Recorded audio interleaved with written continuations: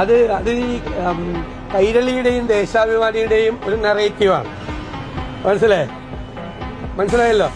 വിമർശനം ഉന്നയിക്കുന്നവര് നരേന്ദ്രമോദി പറയുന്നത് ദേശവിരുദ്ധരാണെന്നാണ്. ഇവിടെ സംഖ്യയാണെന്ന് പറഞ്ഞിട്ട് കാര്യമില്ല.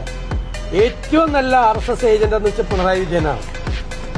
കേരളം മസ്കറ്റ് റോഡിൽ ആരും അറിയാതെ തന്റെ കാറ് മാറ്റിയിട്ട് വേറെ കാറിൽ പോയി RSS നേതാക്കളുമായി ചർച്ച ചെയ്തത് VD സതീശനല്ല, പിണറായി വിജയനാണ്. 1977 RSS പിന്തുണയോടുകൂടി നിയമസഭയിലേക്ക് ജയിച്ചു വന്നത് VD സതീശനല്ല, പിണറായി വിജയനാണ്. മനസ്സിലായില്ല.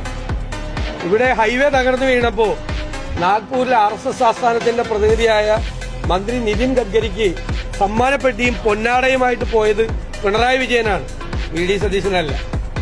മനസ്സിലായില്ല.